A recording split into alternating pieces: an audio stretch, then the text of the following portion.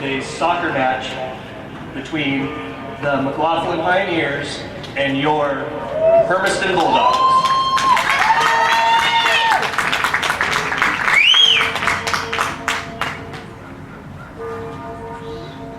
Please direct your attention to the field as we announce the starters for today's visitors. Number 9, Mallory Copeland.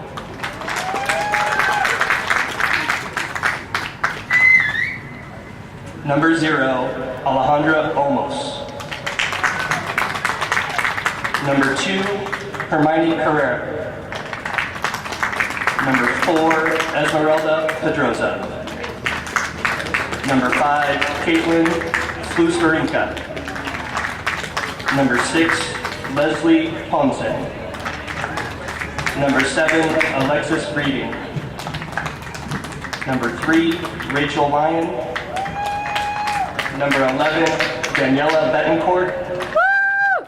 Number 17, Anik Kevitz-Bulch. And number 22, Faith Kelly.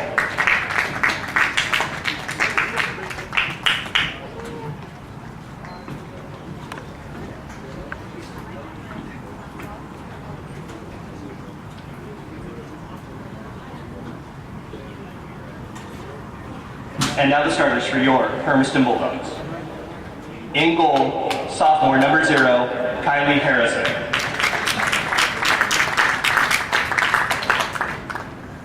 Freshman, defense, number 2, Quinn Latham.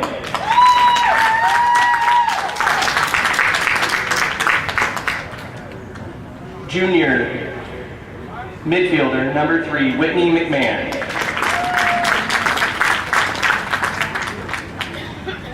Freshman midfielder, number 4, Leslie Risueno.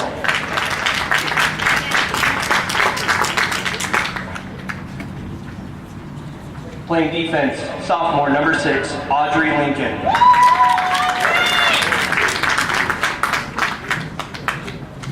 Forward, sophomore, number 8, Shaylin Gilbert.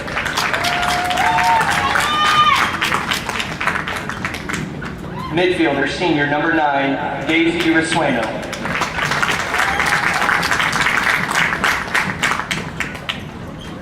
Sophomore midfielder, number 10, Alyssa Garcia.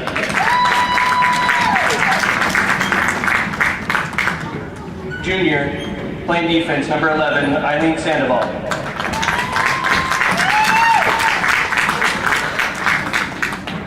Senior midfielder, number 13, Darren Lewis.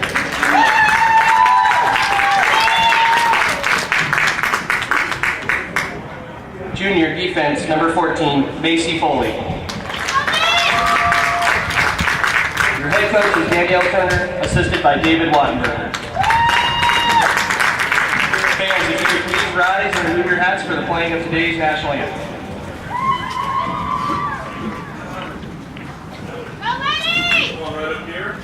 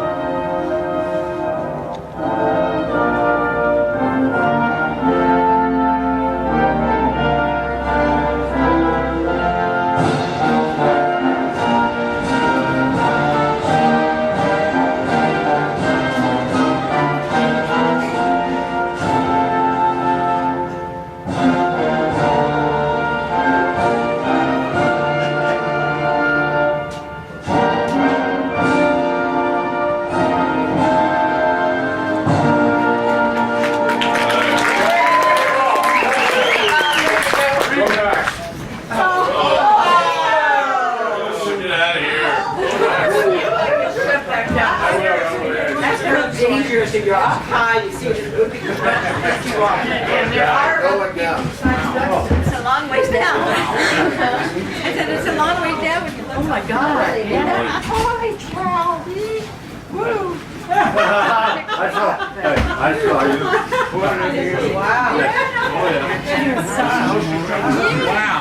Yeah, she's not here, but yeah, she was still living there, and she was in college. You remember they had a swimming pool, but there's something. Broke my four that garages. Yeah. They have it indoors. No, it was further. It was further. It was a little bit further that way. Yeah. Who should become wealthy? Yeah. Pardon me? I said, nurse become wealthy. Well, here's folks, let me tell you. a lot. I'll take a minute. You guys keep looking and watering. Let me tell you a little bit about this thing and how it came about. The first thing, people look at this and go, holy smokes, this looks like a lot of money for a high school. So let me kind of share how we got here. We passed the school bond and built 3 new schools. We replaced West Park Elementary right there. We replaced Sunset Elementary, and we replaced the Army, which is your old high school, I believe, right? Which was the high school at that time. Yeah. Before us. Before you guys? Okay, and then we moved, the new Army is out by Desert View. You need to go out and take a look at that if you get a chance, because it's a state-of-the-art building. Beautiful. Gorgeous.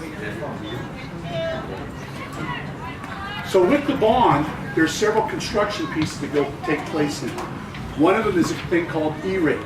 And what E-rate is, it's federal money for technology. And so if you spend money on technology, based on what they figure your social economic status is, they reimburse you by that amount.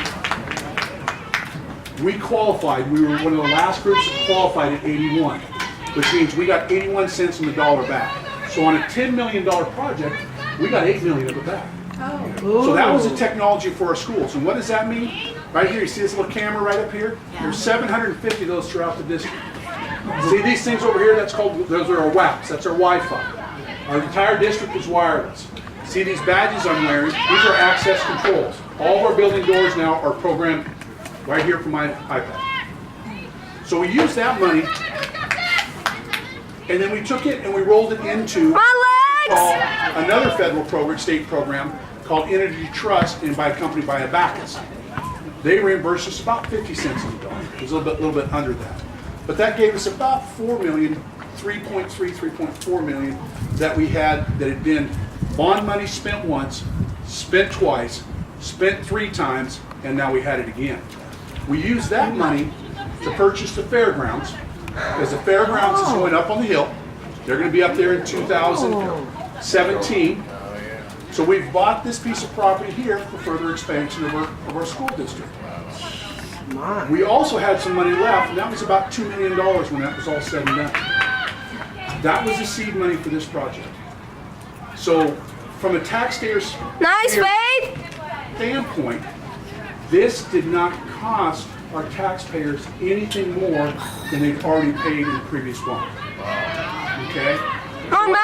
And it's with that money that we had left, we then went to our community and said, here's what we'd like to build. Here's how we'd like to do it. Here's how we'd like to do it the right way.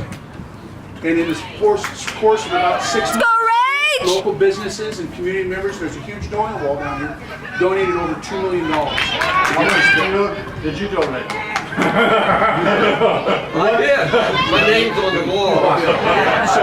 So there's a huge amount of community commitment to this. And that's important for us, and we recognize that, and that's why you see the activities you see here. Now, to give kind of an example, we'll host, tonight we're going to actually have Toledo, which is over by the coast in Newport, and Embler play football here, because it's a central point. Our goal with that is, now we've had Stanfield and Enterprise play here already this year, we've had Hettner and Tri-Cities Christian play here, and we've had Riverside and a couple soccer games. Our goal is build a facility, let those schools come here and use it, they'll turn around and do what?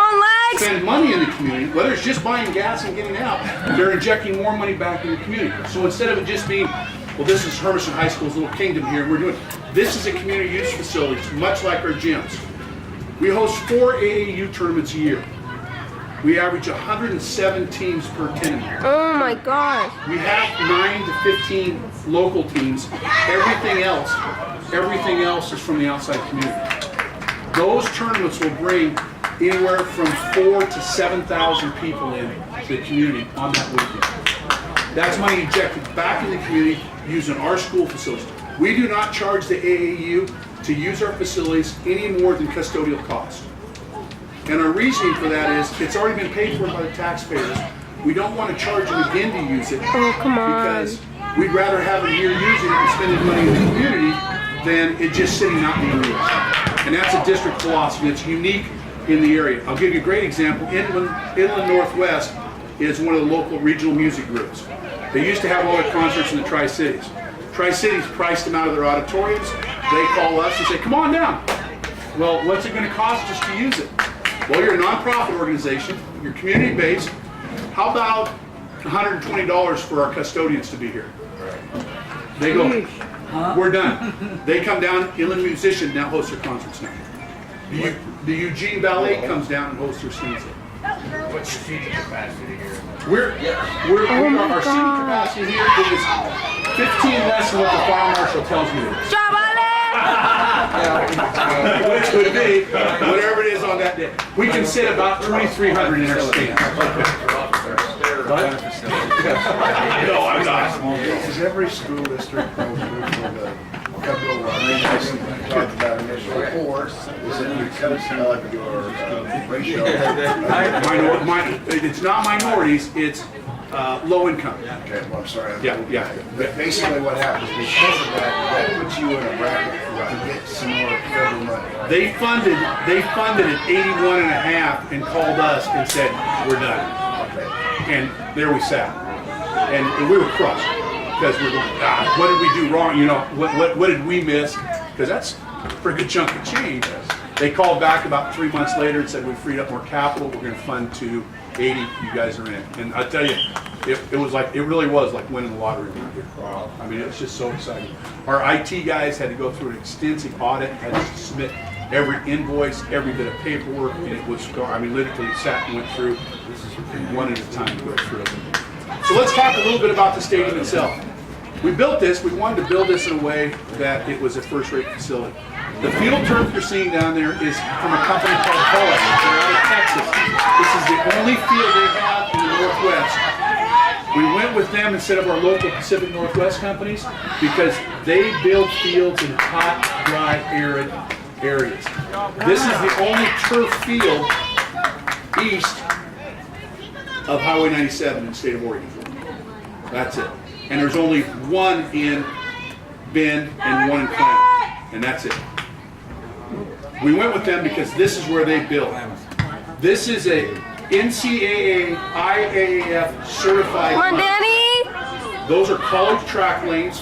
We have the college rail that goes around the end. What you'll notice out here, you don't see any of the long jump, triple jump. Those are all over there in their separate area.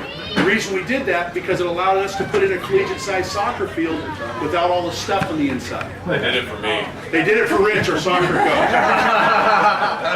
and I'll let Rich, actually, Rich, thanks for bringing that up. I'm going to let Rich put a little plug in it because one of the things that we did, Rich, how many months did we meet with you guys? Oh yeah, they brought us in right at the very beginning. They just got a whole task force of coaches. Any coach that was going to be using this facility, they brought us in and they asked for our input. We met with architects, we met with planners, because you know they knew that we were the ones going to be using this field and using these facilities, and they wanted our input, which was awesome because you know how often do we see facilities built by administrators or programs put in place by administrators. Careful now, I'm still your boss. Nothing to do with what's going on, right? And so just to have our input was not only did it make us feel special, but I mean it's I think what made the facility what it is today. It was good because I don't know how many times we started, got everything done, and one of our coaches go, well, what about this? We go, start over, here we go. Our throws area out there, you can see it kind of out there, and it's kind of in repair. We've got some soil issues. There's 5 shot put rings out there. That's a collegiate hammer lane, and there's a javelin runway. All of that out there is set up so we can hold collegiate meets. We will host 4 college meets this year here. Next year, we're actually having the Cascade Conference National Qualifying Meet. We'll actually have that. That's Eastern Oregon, Southern Oregon, all of those schools. Willamette, all the ones in that conference, Evergreen College of Seattle, they're hosting their meets here. They're actually hosting 3 of them this year, and then one other one is being hosted by Whitman out of Walla Walla. Our jumps, our pole vault, and our pits and all that came from the University of Oregon when they had the Pac-12 championships. One of our friends down there, I've got some great connections in the city of Eugene, called and said, "Hey, Gil is down here. They're dumping a bunch of their equipment. Are you guys looking for anything?" It's like, he knew I was. So we called them, and we actually have, like I said, all of our standards and everything are NCAA Olympic certified. They were used for the 5 days in the Pac-12 championships. I called the guy from Gil. Sorry about my hand flying out there. That's all right. We called the guy from Gil and said, "Hey, what's the deal with these?" He goes, "Well, I'd like to sell them." So he wanted 64,000 for them. We got them for 30, and we went down and got them and gave him a check and ran. so it's nice because we have an Olympic timing system here. It's the same timing system that was used at the Olympics. It's the same one that's used at the University of Oregon Hayward Field. Everything about this is first rate. Rich will tell you probably the nicest thing about this turf is, and the reason we're with this company, turf has to have what they call a compression level, compaction level. That's a safety thing. It's what they call a GMAC rating. A perfect rating on a field is 115. When we had this in, and Ellis came in, we nailed it at 114. That's how close it was. What's unique about this, now think about something, how do you make something soft? You've got to add padding, right? The way most turfs are laid is they lay down asphalt, they roll the carpet out, and then they start filling it with sand and then the little rubber things you see. Okay? And that's how they get the softness to it. Well, think about running in sand. The more sand you put on it, what? The slower you get. So Hellas, and the reason we went with Hellas, went underneath. The asphalt under this is a combination of asphalt, a polyurethane track surface material as a binding agent, and rubber. So the asphalt itself has some of the compression in it, which means it's softer, it doesn't break down and deteriorate, and when it comes time for us to replace the field, we just peel the carpet back, lay a new carpet on. We don't have to do all the groundwork underneath again. The nice thing about it is because we've got that compaction under the level, we put less sand up here. Less sand, faster field. Rich will tell you that soccer teams come in here and play. The greatest disadvantage of that is they kick the ball and it goes. And it's a different speed than what they're normally used to, which is a huge advantage, and it makes for a great play facility. It allows everything to rain. Here last spring we had that one day we got like half an inch of rain in 45 minutes. This field was dry. It all went through. There's a little bubbler over there inside that fence. It percolates up into that area, it settles, and I don't know if you guys are familiar with the soil content around here. It's fairly sandy until you get to the caliche, and then it went back out. Oh, come on, Rich! Oh, my gosh.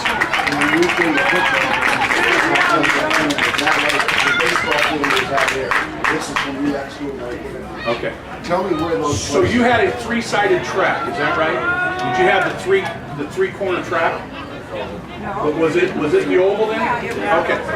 So the best thing for me to do is the oval track used to sit. See where the flagpole is? Yeah. That's about where the old scoreboard was, and it ran this way towards the highway. So Guys, right here, probably about the 10 or 15-yard line on the old football field. Now, when it was the baseball field, football field, it was more this way, and the baseball field would have kind of been over here in this corner.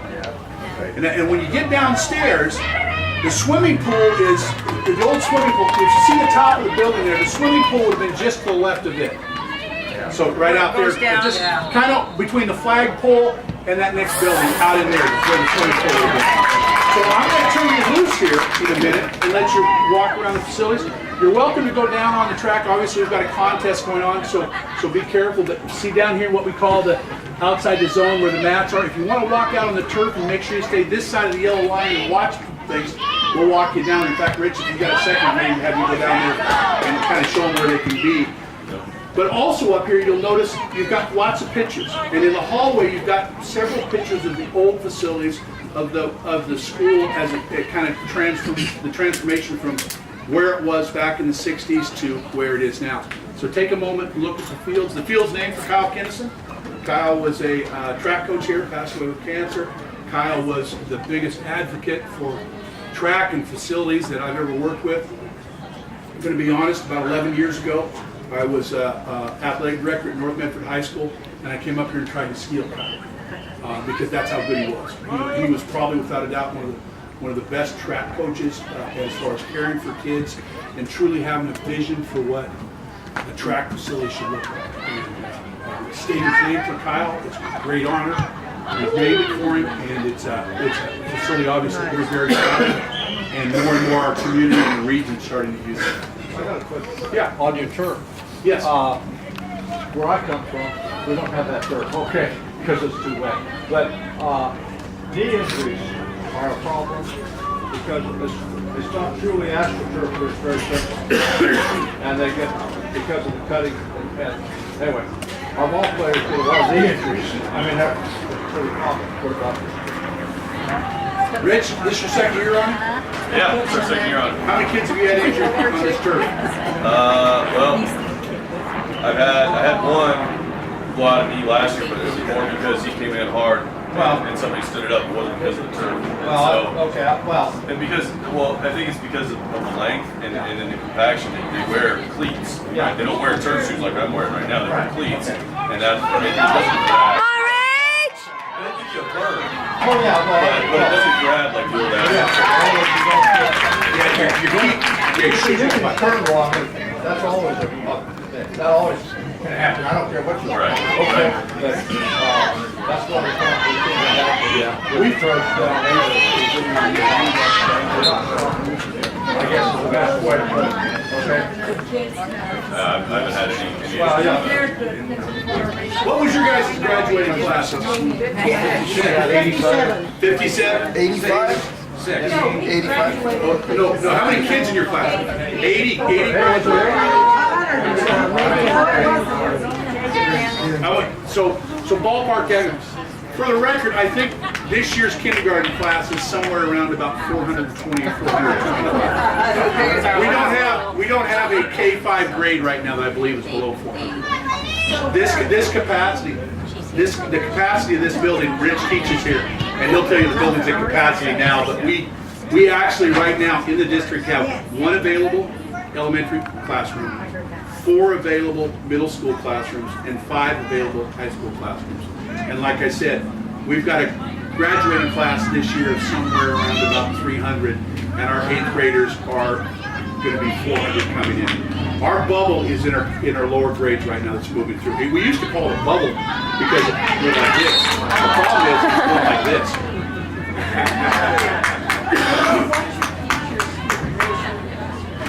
Rich, how many you got? 30? Yeah, I mean that's pretty average, right around 30. Some of the special programs have a little bit more, depending on the popularity of them. But yeah, I would say on average, probably average around 30. Our K5, we try to keep them under the 20, and our kinders, our K5, 3 to 5 is 20 to 23, 24, and our kinders are under 20.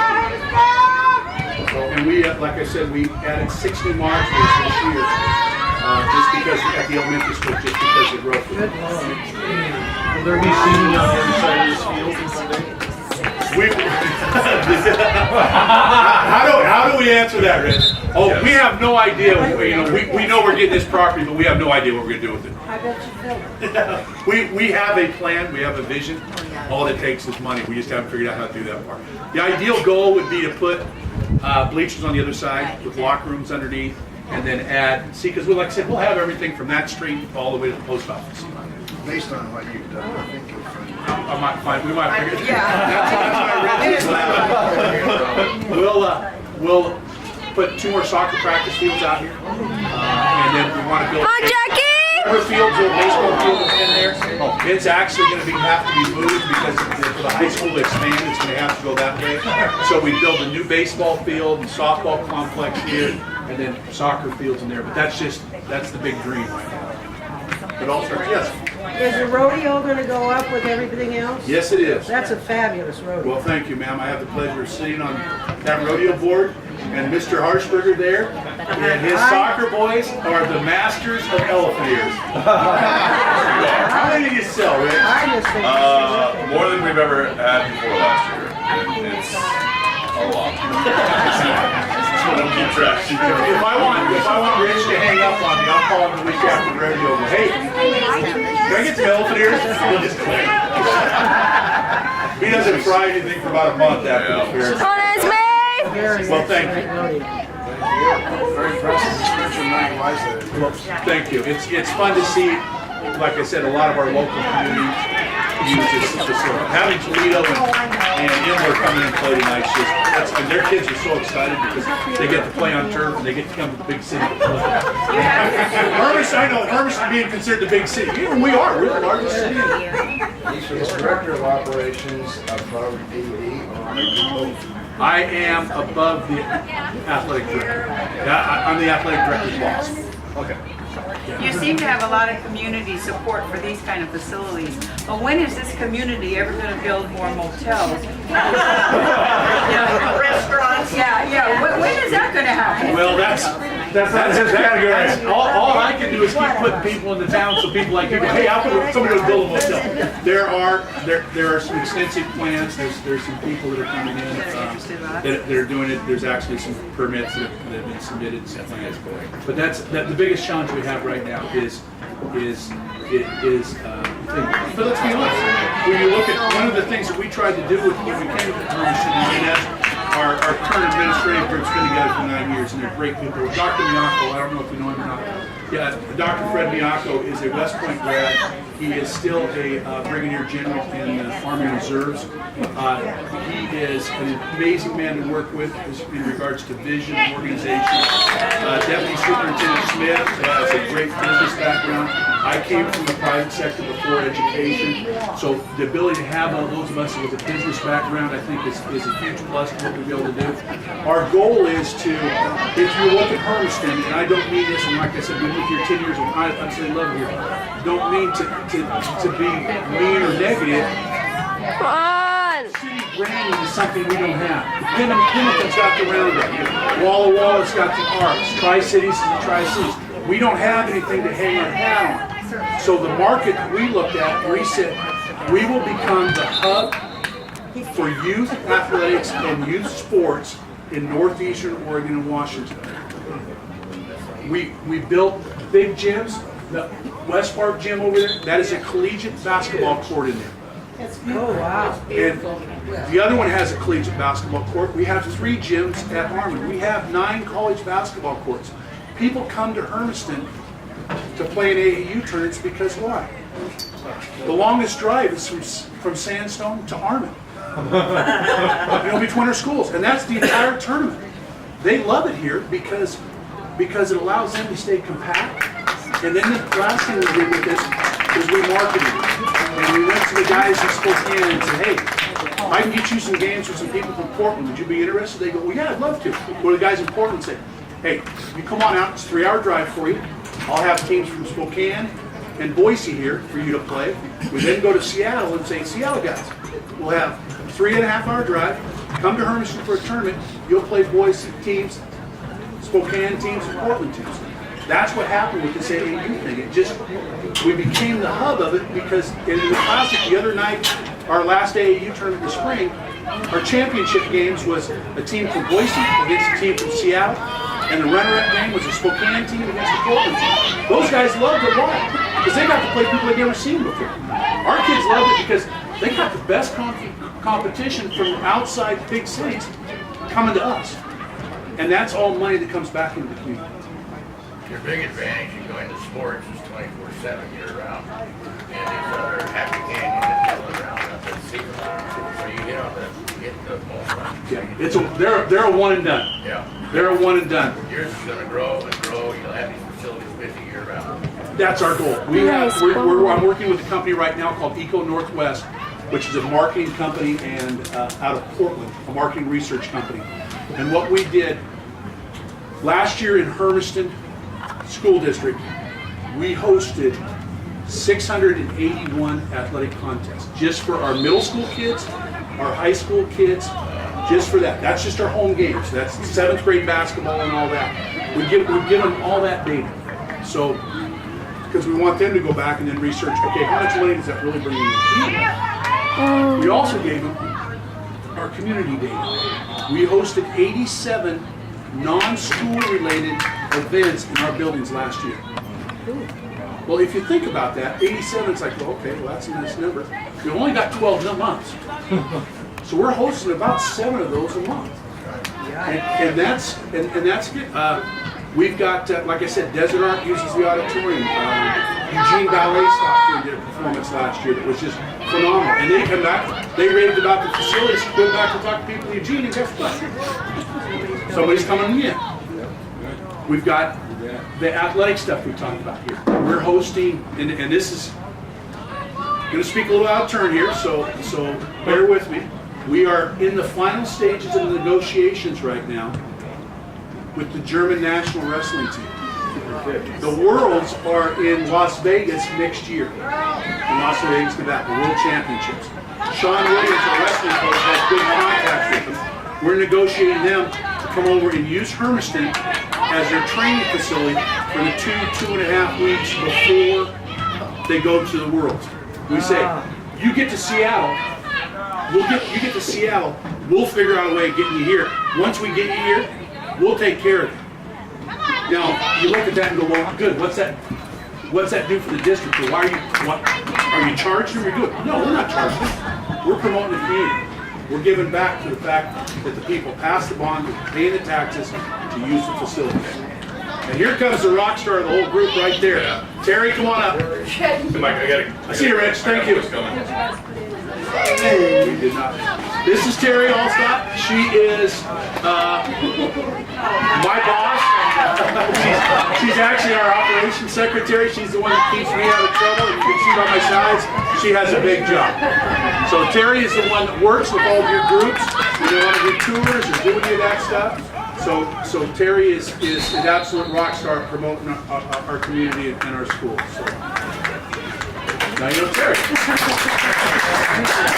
Folks, you're welcome to wander around. I'll be around if you have any questions, anything you'd like to look at. The last plug I'd like to tell Jim, thank you. Now you know it's part of the camera. The last plug I'd like to tell you about is what you'll see at most of our events, and Rich just hooked it up there, is that Sony camera. We video stream a lot of our athletic contests. Like our football game last night was actually video streamed on the Hermiston School District website. Seen anywhere in the world. Oh, wow. Will you rerun it? Huh? Will you rerun it? Yeah, it's archived there. Okay, but to get to the Hermiston, just put it in a Google search engine. Yeah, go Google search, go Hermiston School District, and there's a little box down there that says video stream, or video events. You can go to it. But think about the power of that. And the one I like to share is 2 years ago we had a girl, a foreign exchange student from Japan. Her parents got to see every one of her home volleyball matches and got to watch it. We have several members of our community that work in the armed service or in the military, including Dr. Miyato. He was deployed for 18 months when we were doing the military extraction out of Iraq. He was stationed in Kuwait. He got to see every one of our home football games. He got to see every one of our home volleyball matches and every one of our basketball games. So our games on the wets. Now think about this as a grandparent. If you've got a kid that's in Texas or something like that, you never got to see play a contest, the opportunity to go ahead and watch their games. So those are the kind of things that we're always thinking. So when people ask us questions, hey, have you thought about that? We genuinely look at it and say, okay, how does that make us better? And is that a good thing? Our middle schools have now started a video production class. And if you go to the Arm & Will Army website, they produce some of their football games in 7th grade, and the kids announce it. And the kids do interviews with the coaches and the whole works. And they are the neatest things in the world to see. So if you're out and about and you want to look at some stuff, feel free to go out and take a look at the website and catch some of our content. Folks, I've talked way too much. Questions for you guys? How good's your soccer team? The girls' soccer team? Girls are about 500 right now. Okay. Rich's boys are ranked in the top 10 in the state. What have you done to Penn on the football the last 10 years? What have we done? Have you won most of the 10? We Because some of us never beat Penn. none None of us. we always have the opportunity to be kind to our neighbors to the east. When you're beating up on your little brother, sometimes you have to be nice to them. So we're very kind to them. What's the enrollment in Hermiston High School as opposed to Bell? We're a little bit different from what you guys were. We're about 1,450 right now, with another 125 in the all schools. We're a little over 15, 60, 70 total on this campus. Pendleton's sitting solid at about 900. So it comes back to what you were talking about, the one and done marketing strategy or the whole year. We're good with baseball sometimes, we're good with football. That's because they hit about It's live. Well, yeah. We had him for about 2 weeks. Yeah, I know. You know what? You can't make it. Bring it up on your computer and right there and watch it. Shows you what I do. Seen it a couple of times. You know, like It's just go to right about school district's website. basketball too. Google the website. It's right there. That TCU kid who got a scholarship for the Hall of Fame. It's just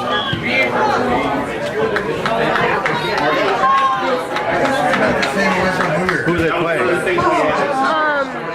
Mackay and What? Mackay? Where's Mackay? Milton View. Okay, thank you.